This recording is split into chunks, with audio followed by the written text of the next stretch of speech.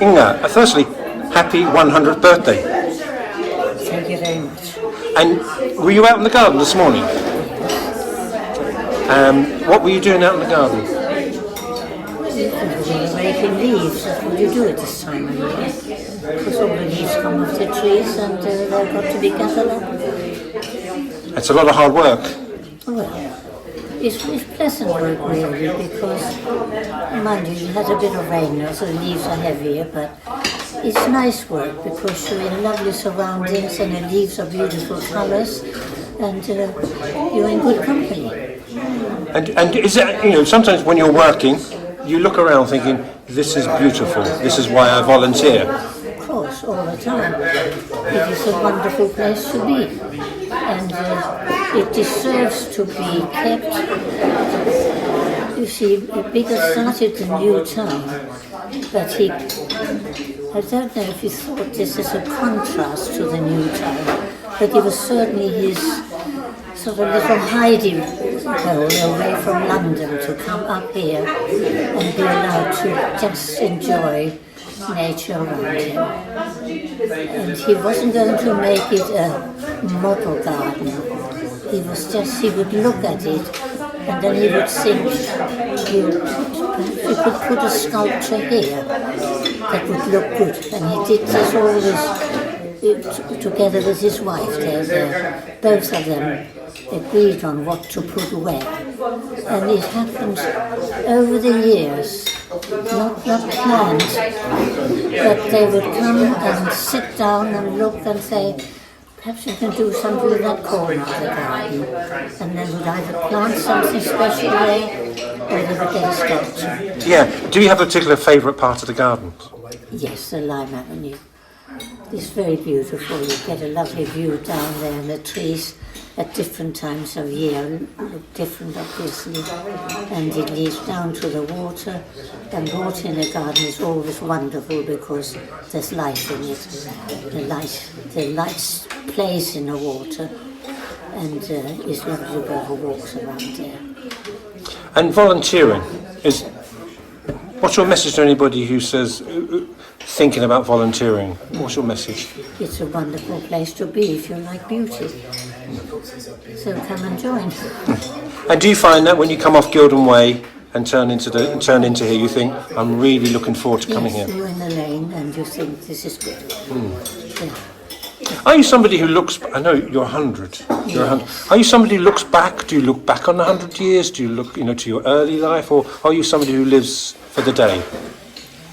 Well, I remember many things, many good things, and I take one day at a time as they come. And on the whole, they're very good. The sun is shining and the garden's beautiful and I've got friends around. What could you wish for more? And Denmark, do you look back on life in Denmark? And what's your memories? What are a couple of things that stand out? Well, I grew up in it was a schoolhouse, but it was a schoolhouse that was built in 1840 and there was a lot of money around and so it was a generous house with a generous garden, and the garden was important to me from the beginning. You walked out into the garden and there was a huge elm tree at the back and it spread out like this and you could sit under there when it rained for a long, long time before the rain came through. And over here to the left there were 2 lime trees and somebody had made a little hill behind that. So you walked up the step between the lime trees and you looked out over the village and it was fields mainly. And it's just a view that's still in my mind.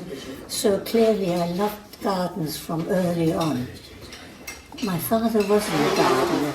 He did what was necessary, which was to cut the grass. But my mother loved gardening, and she planted, and I probably took my love for gardening from her. And I believe you were headmistress at teaching in. Yeah. Sorry about that. What did the pupils say about you, or do you know? No.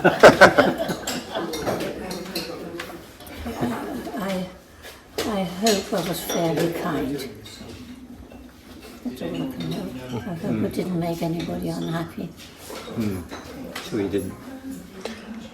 Eric, your mum's a role model, isn't she? This must be a very proud day for you as well. Yeah, I mean, we both like working outside. We both like gardening. I'm a gardener in Hong Kong. So, yes, I've kind of inherited those genes. And it's a lovely thing to be doing. Yeah, as Mum says, also if you're volunteering, it's also fantastic. And why not? Because how many acres? 17 acres here. It's a massive area. Yeah, it's a good place to come. And you mentioned you're a gardener over in Hong Kong. You would encourage people, whether it's the Gibberd Gardens or anywhere you find somewhere you can give back in such surroundings to do it. Give back, yeah. And also, like, we produce food here, which is so in season. There's all kinds of stuff available. Massive pumpkins, I think, 24 kilo pumpkins in the autumn time. And yeah, I mean, these days with so much processed food around, it's always great to know where your vegetables come from.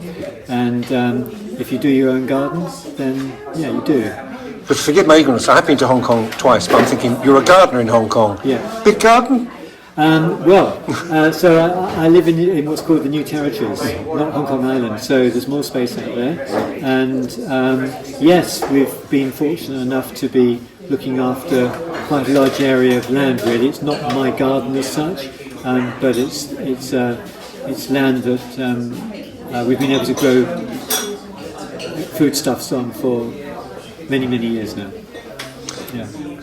Inge, can I ask you a real sweeping question and say, that 100 years, if there are a couple of changes you've seen in this world in 100 years, what do you think they are? Because a lot of people talk about the good old days, don't they? But is that just a state of mind? As far as I'm concerned, I'm in a good day still.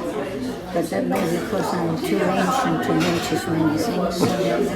Well, I mean, also you have to say that when you were young, they weren't good old days, were they? Because Mum lived through an occupation of Denmark, a German occupation of Denmark, for example, and also the 1930s, where it was actually, there wasn't that much food around. I mean, you always say that, Denmark's a very famous country for producing butter.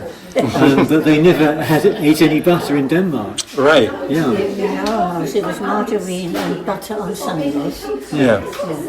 Oh, you got butter on Sundays? Yeah. So there you are, yeah. Because in Denmark, they produce all that butter, Yeah. It's quite funny to think that one, isn't it? But that was a matter of economics, because my father came from a poor family, and he'd come to Sønderjylland, the part where we lived, because there was something going on down there. He was interested in it historically, but he came from a poor family, and margarine was what he produced in the butter. Right.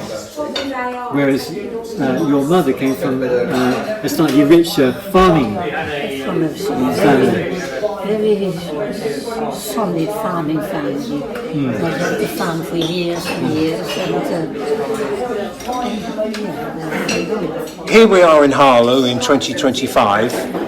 What would Frederick Gibberd think of houses coming closer to the... Would he just say, that's change, that's progress? he would probably say it's progress. And he'd just always say it's nice that they're a little bit distant from me still. Yeah. I think he would say that. But I mean, you can't plan a new town and not be in favour of it, really. No, but I mean, it's changed immeasurably since this time, hasn't it? Because, like the densities of the housing, for a start, completely different. Yes. Compared to the very beginning, Yes, say, it's 20 to begin with. 17 or less houses per acre. 14 even. 14 in Taineysdale. Okay, so any advance on that? And I don't know what we've got here, but it's a very different beast.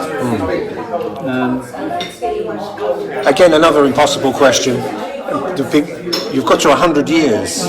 Have you always kept yourself healthy or been aware of making sure you're healthy and Unfortunately, I had to make sure I just am healthy, but it may be because I eat healthy things. It's interesting because Mum's got no interest in diet or really any special knowledge about being healthy. You've just eaten, I would say, foods that have not been processed foods for the whole of your lifetime. Yeah. But that's been entirely natural because of the way that you've been cooking for us. So thank you so much for that. So these are things which are passed down in the family, I suppose, a little bit. So finally, Inge, if we make this about a promotion for the garden and a celebration of your 100 years and counting, we'd like more people to come here and help you. I hope the garden will be kept going forever because it is a wonderful garden that he created here. And he didn't plan it, have I said that already? No. He just did a little bit at a time and thought we'll do that and that. And then perhaps next time he came he would sit down with his wife and look at another corner in the garden and say, they might do this here. It wasn't that he came with an overall plan for all that. It's bit by bit. So that's sometimes called rooms in the garden, So like we have rooms in the house, and so it was kind of added on. So although he was a master town planner, he didn't have a master plan for his own garden, which is rather interesting. Probably he wanted to have the freedom not to have a master plan, and this is the beautiful result 40 years later. That's right. Yeah. I think that's right. Yeah. So it's a lovely place to come, and we would really encourage everybody in Harlow and beyond to come and enjoy this place. So Eric and Inge, just like to say happy 100th birthday and thank you very much for giving us your time. Thank you.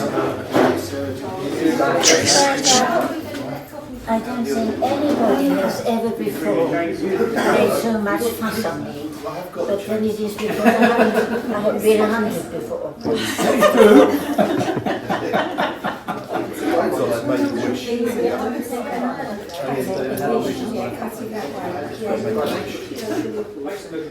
So another 100? No. I wish for everything going well for everybody that's here. How's that? Lovely. So am I supposed to cut through all this? No, just pretend. I have to be strong to do that. Wow. That's a very tall cake.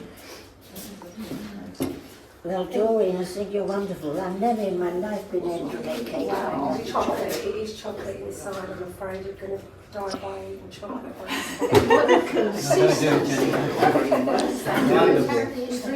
So you'll do another cup?